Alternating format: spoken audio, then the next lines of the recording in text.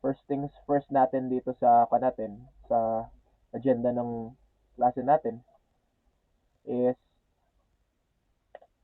no, yung schedule ng ating exam. Bakit ayaw gumana ng video, yung camera ko? Alright.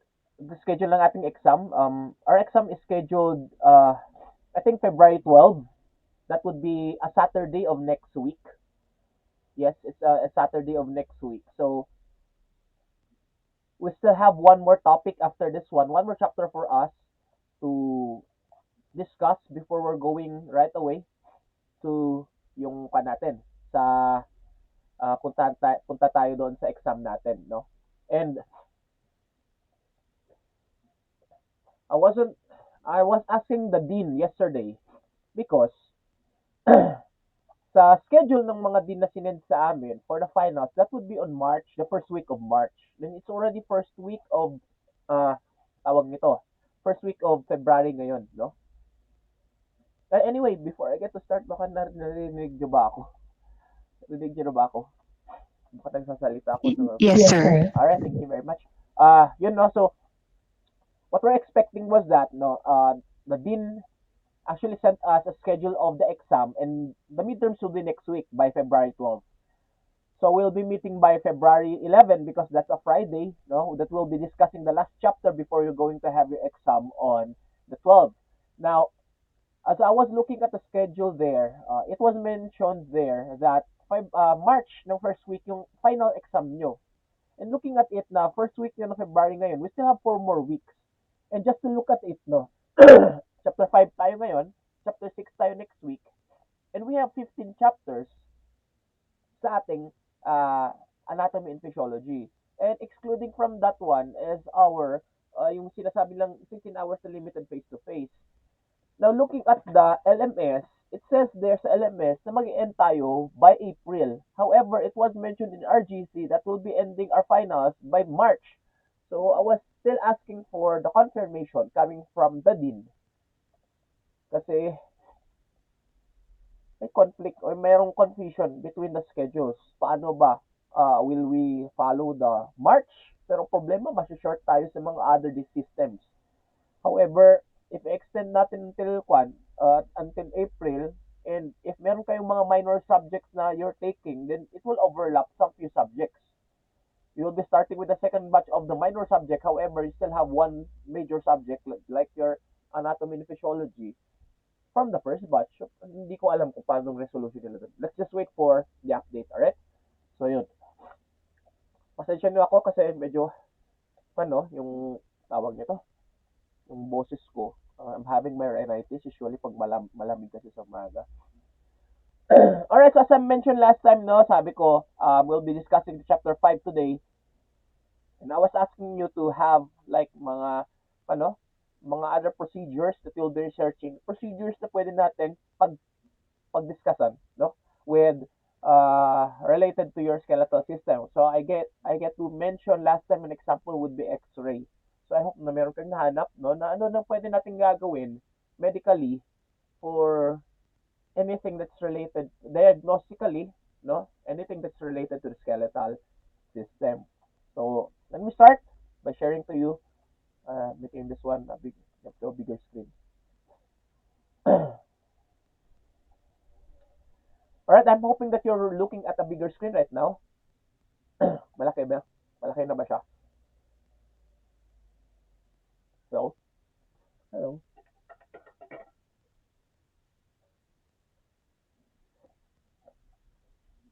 Hello, do you hear me? Are you still there? Hello? Hello? Yes, sir. Okay. Sorry. Because I'm looking at the PowerPoint, I'm not looking at the the Google Meet. Anyway, so chapter 5, skeletal system, no? We're done with your integumentary system, which includes your hair, your skin, your nails, no? And this time, your skeletal system, dapat kasi ito, I was looking at it, no? And dapat kasi sa start nito, yung skeletal system at saka muscle, pinag-isa na lang na sana natin para maging maliit yung chapter. We will be calling this one yung musculoskeletal system. So, ito, no? So, this time, no? Parehas din sa integumentary system natin, what does it include? Ano bang meron sa, ay, sorry, hindi integumentary ito, skeletal system. What does it include in the skeletal system? Skeletal system, anong meron dyan? No? Just like your integumentary that includes your skin, your hair, and your nails, what is included in the skeletal system? Yes, we have bones, tama yun. Miss Lupiano, ano pa? Alright, papasok. Bones, cartilage, tama, cartilage. Then, sinabi ni Miss Bastian na tendon. Alright, we have bones, cartilage, and tendon. Ano pa kaya? Meron pa kayang other things that maybe tissues? Mm-hmm. Yes, it includes tissues, pero marami tayong mga different tissues dyan. Tissues are quite more general, no? Kasi ang daming tissues eh. Meron tayong epithelial, meron tayong uh, yung connective, something like that. So, meron tayong bones, cartilage, tendons, ligaments. Tama din ulit si Miss Bupiano with the inclusion of Miss Bastian. So far, na-mention na natin lahat. Alright? So, what does it include? It includes your bones, cartilages, ligaments, no? Actually, your ligaments are actually related now to your tendons, no? Na usually are found in your joints. Alright? So, mamaya ayusin ko lang ito, no? Yung integumentary system, skeletal ito dapat. Alright, so, ito. Usually, minsan lumalabas ito as a trivia question sa mga board exam. Pero just to give you also, no, a guess of this one. Who has more bones? A newborn or an adult?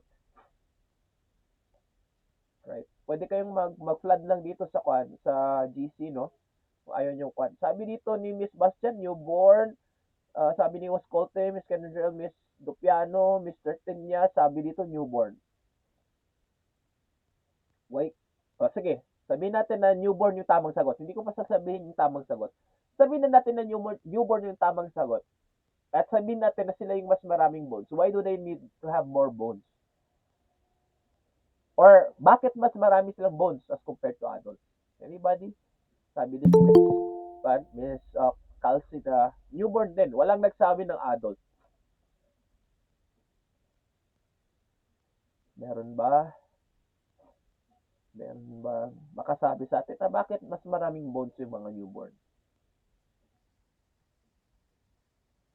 Baka merong magustong mag-on ng microphone sila.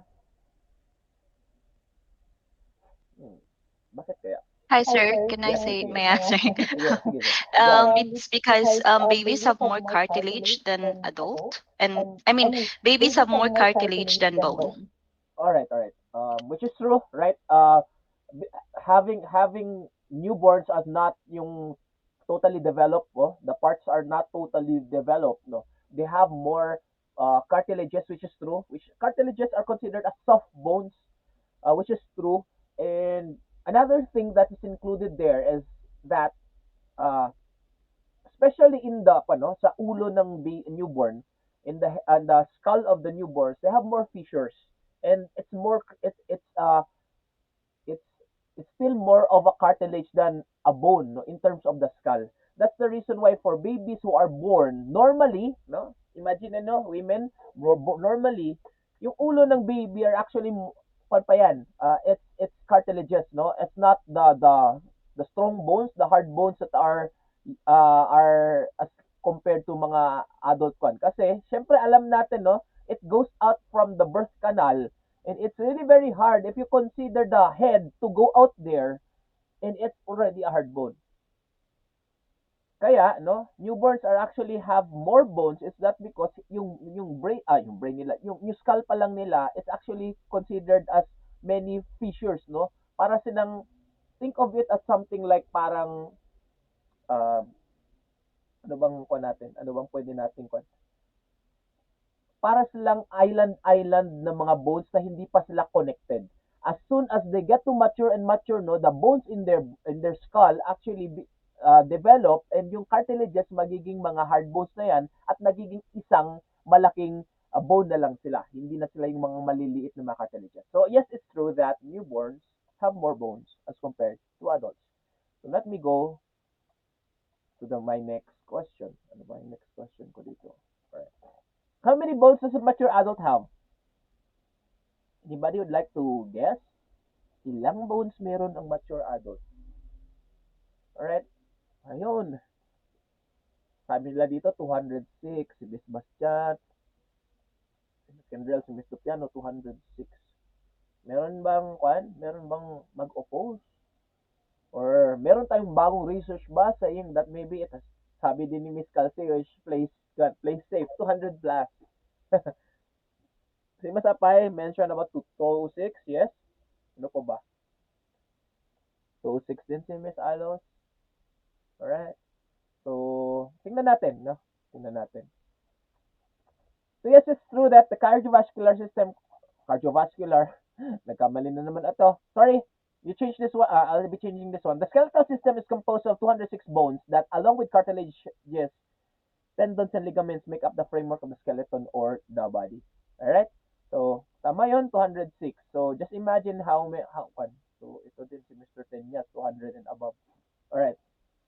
But just imagine sa babies, no? It's 206 and above, no? In terms of the number of bones. Kasi they tend to have more broken bones pa as compared to adults. So later on, yung mga broken bones na yan will be connected and become one more bone. Alright? So, yan. So, we have two types of your skeletal system, no? If you can still remember in your module, meron tayong two types of the skeletal system in terms of its position. Anybody has an idea na ano yung mga two types of natin? Two types of skeletal system. In terms of how it was arranged by position of the human body. Anybody? Meron ba? Meron nakaalam? Yung isa nasa sentro.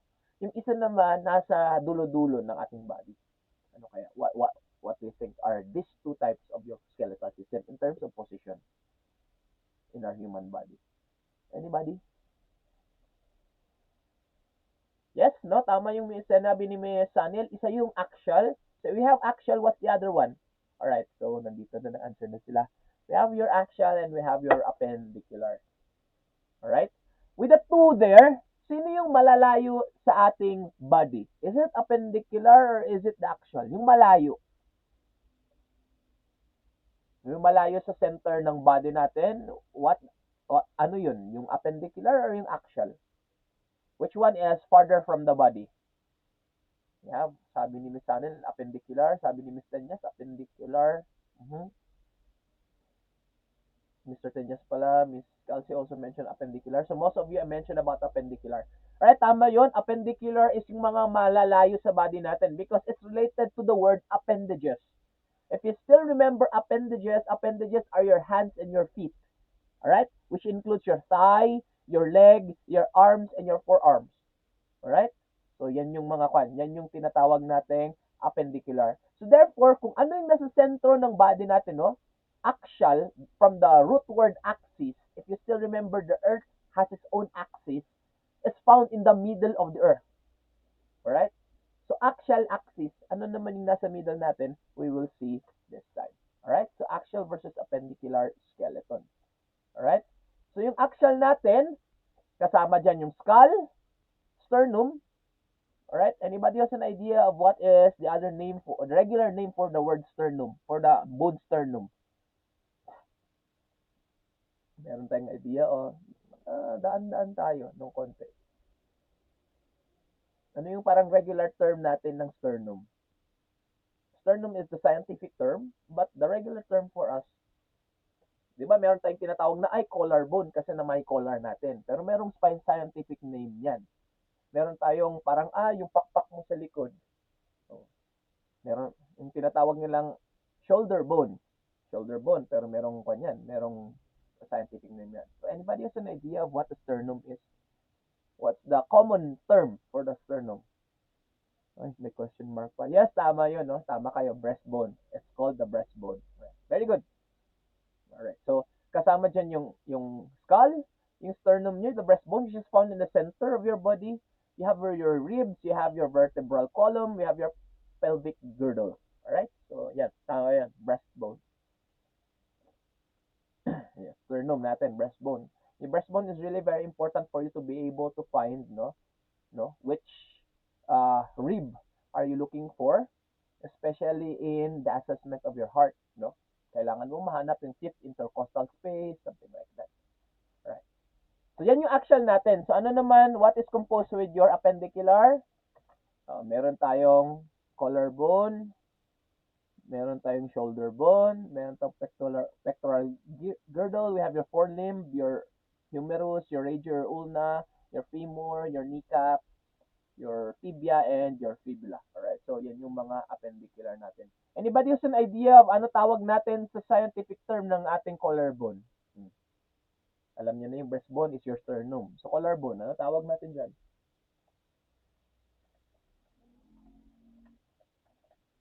Ano yung scientific term ng ating collarbone?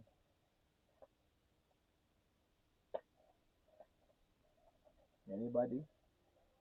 Alright. Galing niyo ka na. Galing niyo. Yes, tama yung answer niyo. Clavicle. Alright. You have your clavicle.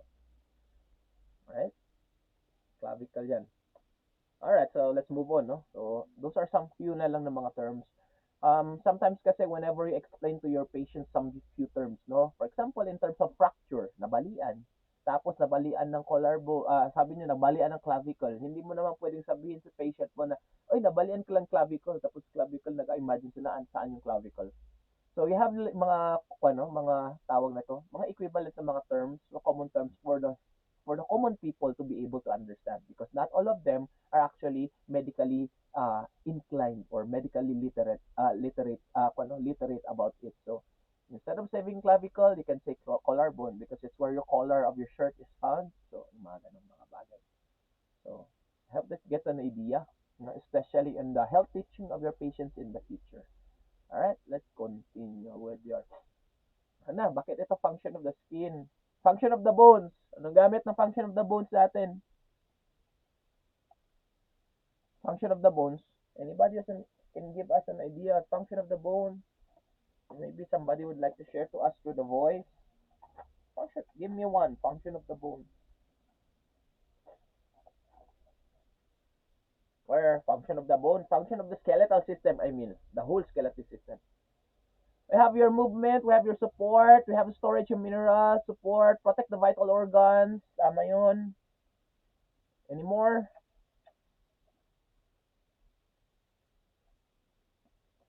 Anybody would like to kwan? Sige. Since you mentioned many stuff here, no? Anybody would like to share to us related to movement or maybe yung nag-answer? Miss Kasi, can kwan? Pwede mo ating i-share sa atin no? How does your kwan, your skeletal system is related to your in terms of the functions related to your movement? Or anybody would like to say something about it through the voice or open mic?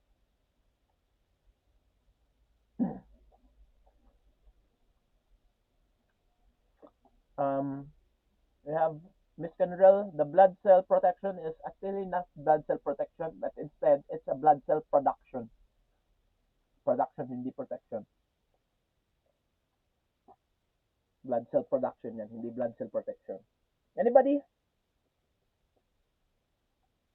Would like to share to us about movement? Paano related yung skeletal system natin sa movement natin?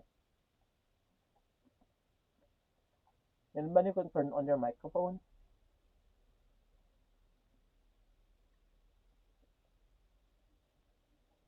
Hello? Meron ba? So, actually, madali lang ito in terms of movement kasi magtatanong ako mamaya sa homeostasis ng storage of minerals, protection of blood cell production.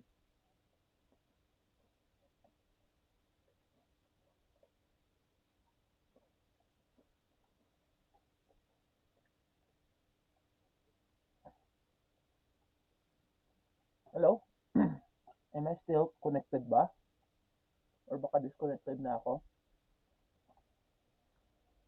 Or sige, let me explain to you first movement, then the rest sa inyo na. When you talk about movement in terms of the skeletal system, it works along with your another system which is called your muscle, no? Or your muscular system. Now, yung kumakapit sa ating mga bones are actually your muscles. And skeletons alone or skeletal system alone cannot move. Muscles alone cannot move also. Just think of it na your muscles cannot stay stiff, no? for the rest of its life to be able to support us, to be able for us to be able to move or stand or sit or just maintain a posture or position. So for it to be able to have this to have this movement, no, it needs to support the body. And tama 'yun, no, that your movement is related to your support kasi just like the building of your houses, no, we need foundations. Whenever you build, no, along with your hollow blocks, think of your hollow blocks as the muscle. Your skeleton would be yung mga bars, no, yung mga round bars na naka-connect doon, which actually supports your hollow block. Kasi hollow block alone is not strong. If you put cement there without any steel bars that are actually supporting your yung analogy of supporting your hollow blocks, then it's still useless. The same with your muscles. If your muscles are just there without the skeleton or the bones or the skeletal system as a whole, then it is useless. All right? I hope that you get me yun, no, in terms of your support and your movement. Anybody would like to share to us about storage of minerals?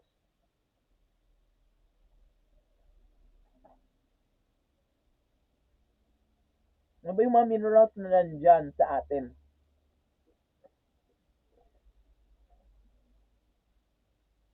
Hello? Hello? Rinig nyo ba ako? Can you somebody, pan? Narinig nyo ba ako?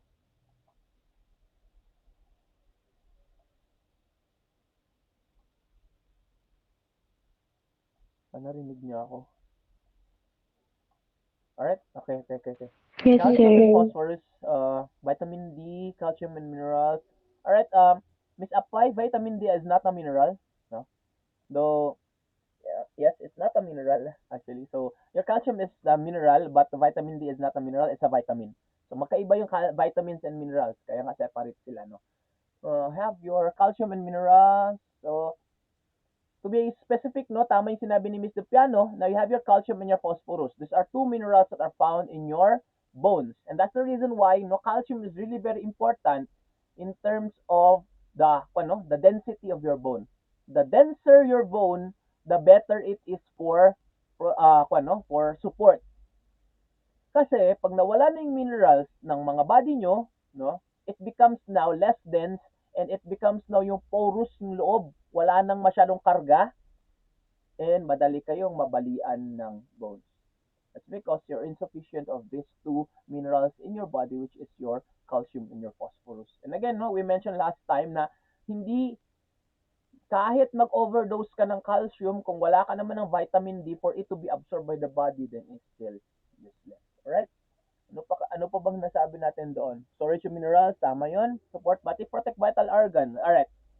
Anybody would like to share to us, anong mga vital organs pinoprotect yung ating, anong skeletal part, no, ang nagpro-protect ng ating vital organs? Meron ba?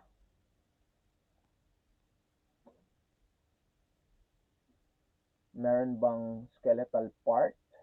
You have your ribs, no? Ribs. Ribs is just the one, no? Yung tawag natin sa specific bone, but as a whole, we call that one your rib cage, no? So what does your rib cage protect? Anong pinoprotect ng ating rib cage? Lungs and heart, tama yan, lungs and heart. Ano pa? Meron pa siyang konting pinoprotect na at some point, partially na protect niya. Backbones protect your spine, tama, ano? Yung spine natin, when you talk about your nervous system, we have your spinal column here, or your spinal cord, no? Your spine actually is your vertebrae is actually, backbone is actually down protecting it. Yes, tama yun. In terms of sa rib cage, ano pa yung partially na pinoprotect niya? No, yeah, mentioned already about heart and lungs. Ano pa kaya yung partially na napoprotect niya? Skull protects, shield the brain. Tama, Miss Apay, tama din yan ulit, no? Siyempre, mahirap na pag na-aksidente ka, no? Wala kang skull. Tama yun, Miss Apay, no? It shields the brain. Ano pa? Balik tayo sa rib cage. Ano pang pinoprotect partially ng rib cage? Aside from your heart and your lungs.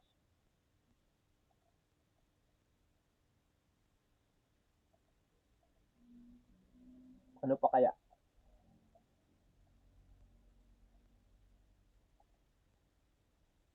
Anybody? Liver ba?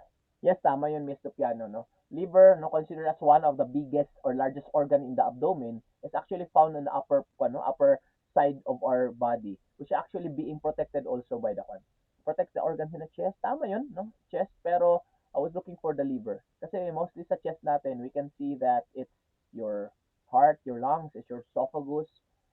It's actually being protected by your rib cage. Right? But just be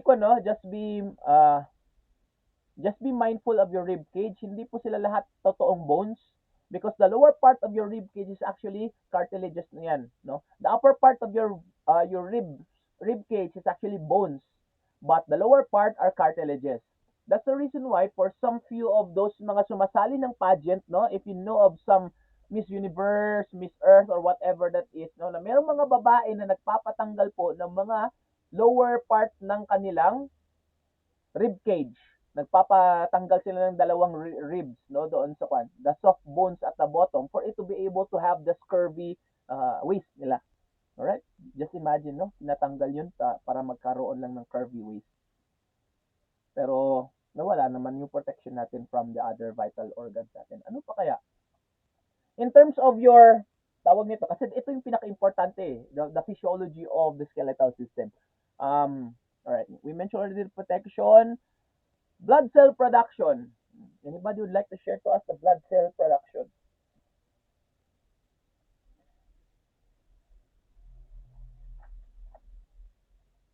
Blood cell production, paano naman related siya sa ating skeletal system?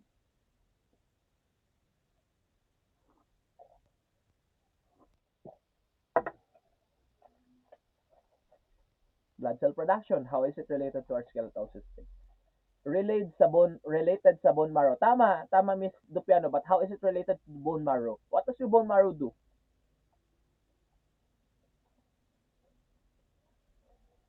There's a certain specific na process na hinahanap ko na term from you if nag-advance reading kayo of what does your bone marrow do or what does your bones do in terms of your blood cell production.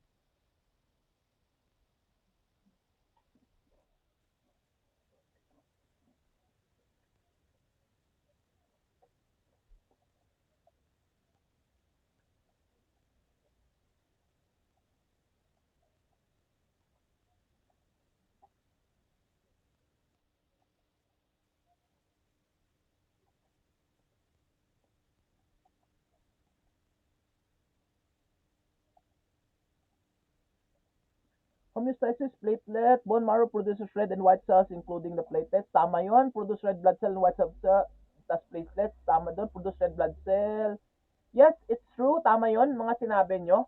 But, no, alright, homeostasis is not the term that I'm looking for. Yes, tama yun, Miss Sanel. We call that one our hematopoiesis. No?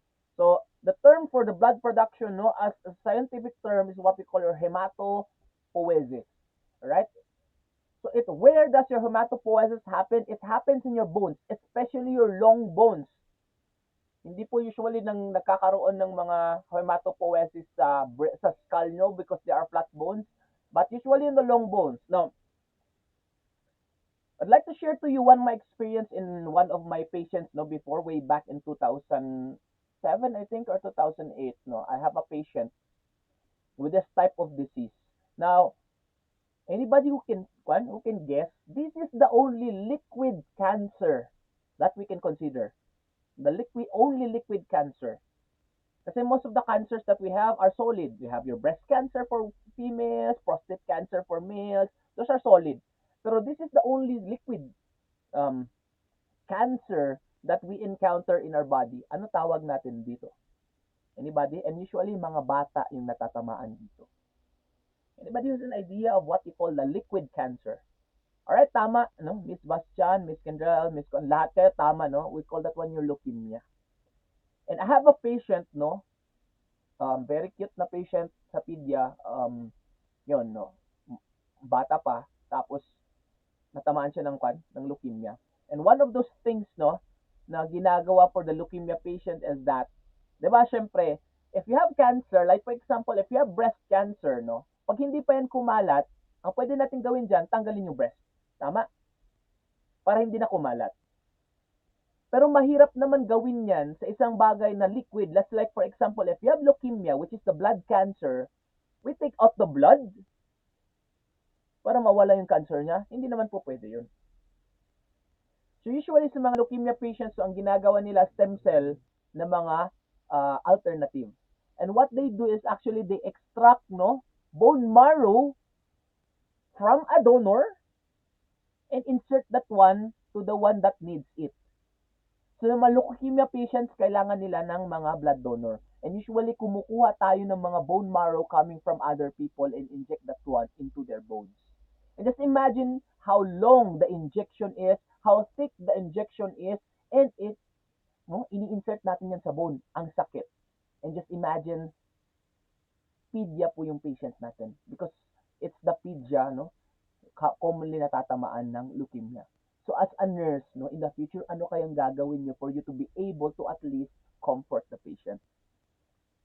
Minsan kasi hindi lang yung patient kino-comfort natin. 'Di ba? Minsan baka meron ng mga parents sa atin dito, nakikita natin na umiiyak yung anak natin, yung mga bata, parang tayo yung nasasaktan sa nangyayari sa kanila. So pati tayo kat naging hysterical. Tayo kinakabahan. So as a nurse, how do you also consider comforting the significant others? Alright? So, yung mga ganun. Ano po bang mga na-skip natin? It mentions about triglyceride storage dito sa dito sa module nyo. No? Sabi dito, if we have the red bone marrow, we also have what's called the yellow bone marrow. It's where the adipose cells are found and it's where triglycerides energy reserves are stored. No? So, triglycerides, naririnig natin something that is negative kasi ayaw natin na mataas yung triglyceride natin because they are related to what you call your cholesterol. No? So, yung tamang storage lang ng triglycerides natin. Too much of it, hindi na siya maganda. Alright? So, continue tayo sa function. Okay. Alright? So, function of the bones, dapat ito, sorry. No? When you call your bones, these are what you call specifically, tawag natin dyan na osseous tissues. No? So, ito na yung na-mention natin kanina. So, hindi natin ito mention anymore. Alright, so we have different classifications of your bones, pero hindi ko na ito masyadong i-discuss.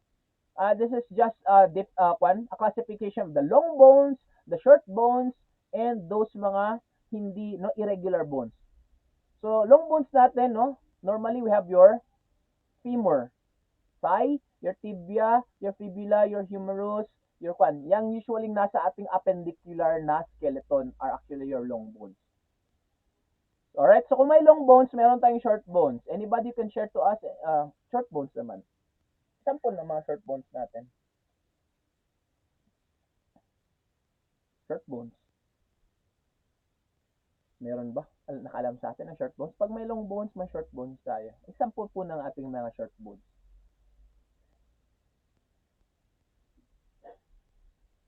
Wrist. Alright, wrist. You have your wrist, your carpals in the wrist. Yes, tama yun. Ano pa? Carpals in the wrist. Carpals and the wrist. Oo, tama. You have your carpals. Carpals are actually mga bones natin sa hands natin. So, ano tawag din natin sa bones natin sa tarsals naman? Tama ito. Tarsals in the ankles. Okay. Phalanges, yes. Tama yun, Miss Anil. Alright, so makikita natin din sa shorter bones, Yan. As compared to the ones that we have sa arms natin, sa thighs natin, and sa legs natin. Alright, so tama yung sinabi nyo. Konting trivia lang. What was called the funny bone?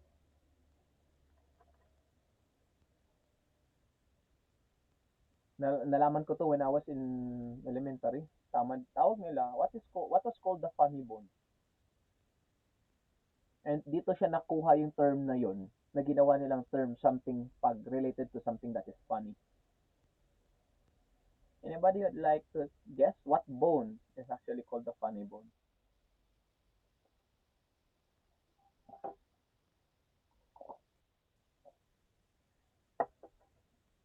Meron bang makapag-guess?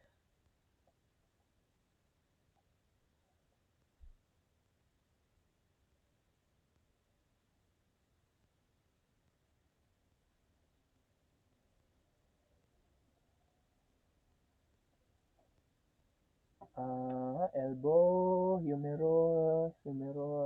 Alright, so tama yung sinabi ng dalawang ito. It came from the word, from the bone humerus, kaya yung word na humor when you talk about something that is funny. Tama yun. Alright, so pass na tayo dito dyan. It's not fun. So short bones, sabi natin yan, no? Yung mga sinasabi nyo kanina. Right?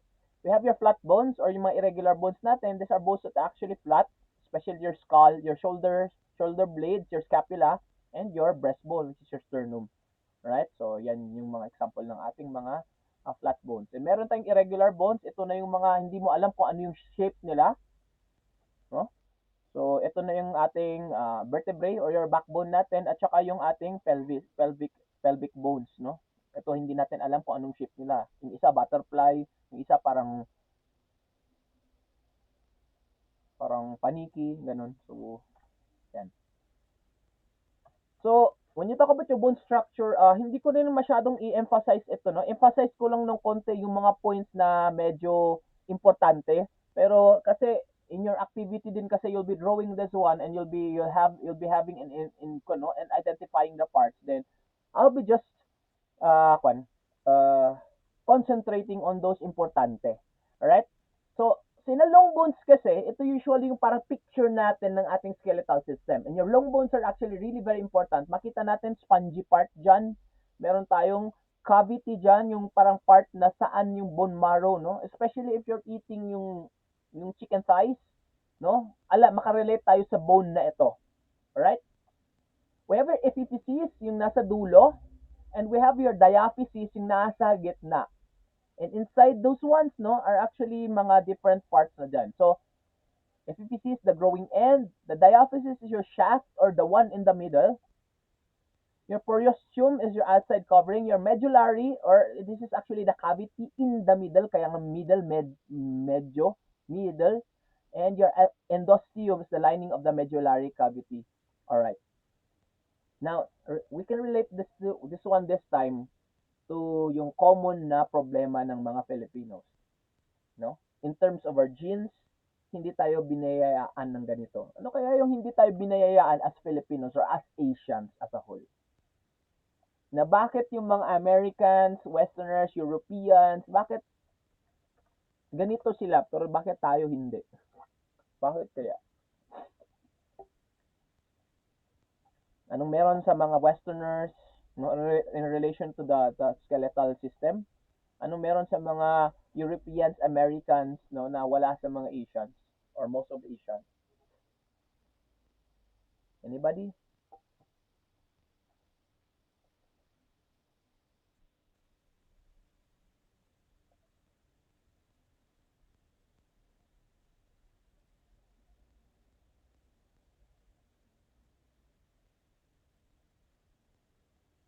Anybody? Tangkad or mahabang bones ata, sir. Well, tama yun, no? Hindi tayo binayaan ng height in terms of Asians, being Asians, alright? So, ano bang difference ng mga bones natin in terms of mga Americans, Westerners, Europeans as compared to the Filipinos or Asian as a whole is that sa bones natin, no?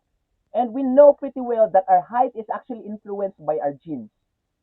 Siyempre, pag yung parents mo hindi binayaan ng height, more or less, malaking chance na hindi ka rin mabibiyaan ng height. Though meron yung chances na parents are not that tall, pero yung anak nila matangkad. It's because maybe merong recessive gene doon na matangkad na nanggaling sa mga lolo-lola na yun yung lumabas during the time, no, sa mga meiosis part ng cell division na lumabas yung recessive na gene na yun nung nanggaling sa lolo or lola yun. Alright. When you talk about your height, no, meron talagang point sa ating time when we mature as an adult that our bone stops growing. And it is related to what you call your epiphysis here, no? In your screen that you're looking right now, the epiphysis. We have what you call your epiphyseal plate. Your epiphyseal plate in the epiphysis, no? May plate dyan, actually is the one that is growing and growing and growing until such time that the epiphyseal plate reaches its limit now that yung bones natin hanggang dyan na lang. Alright? Hanggang dyan na lang. And to that point, no, pag nandyan na, umabot na siya ng limit, then it's actually your limit na, or dyan na yung height mo, na you reach already your full potential of your height. Alright? So usually for females, they grow until siguro, I think, 20, 21. You still are growing, but for females, males, I think you stop at growing at around 18. Maaga pong mag-end agad yung mga lalaki. So if you are already 18 and above and you have your height right now, then maybe it's the end of your height. It's already that permanent na yung height mo. Alright? It's because of your epiphyseal plates are already at the limit of their growth. Alright? So yan po yung yun lang yung gusto kong emphasize dito sa bone structure na ito. Alright? So joint is where a place where two or more bones connect. The manner in which they connect determines the type of movement allowed at the joint. So we have what we call your synarthrosis, is a joint that allows no movement. Example would be your cranial suture. Right? So ito yung mga joint natin na sinasabi ko during that time, ito pala yung hinahanap kong word, suture. When the babies are actually being born, no, marami pang mga suture dyan. Hindi pa connected lahat ng mga parts ng skull nila. That's the reason why they have more bones as compared to adult ones. Alright? So joints. Let me continue muna. We have also what your ampiarthrosis. Ito naman yung nag-aalaw ng movement. Ito yung backbone natin, ito yung wrist natin, ito yung mga kneecaps natin, no, that actually allow movement, where two bones are connected and they are allowed to freely move. Alright? Slight pala itong ampiarthrosis. Tapos yung diarthrosis naman is actually yung freely na movement. Alright? So, punta tayo mamaya dito because this is really very important in nursing. But, given the chance, napapipiliin kayo, alright? Papipiliin kayo. Especially in sports, no? Meron tayong na-encounter ng mga injuries. May mga nababalian, at meron naman sinasabi natin na torn ligament or torn tendons. Especially for boys, especially sa basketball, meron tayong mga tinatawag na torn ligaments. Alright? Or yung pulled muscle or yung sprain or something like that. In terms of pain, saan yung mas pipiliin nyo? A broken bone or a torn ligament? Alright. Which is more painful, a broken bone or a torn ligament? Anybody would like to guess? Pwede kayong mag-answer sa chat box. Torn ligament or broken bones?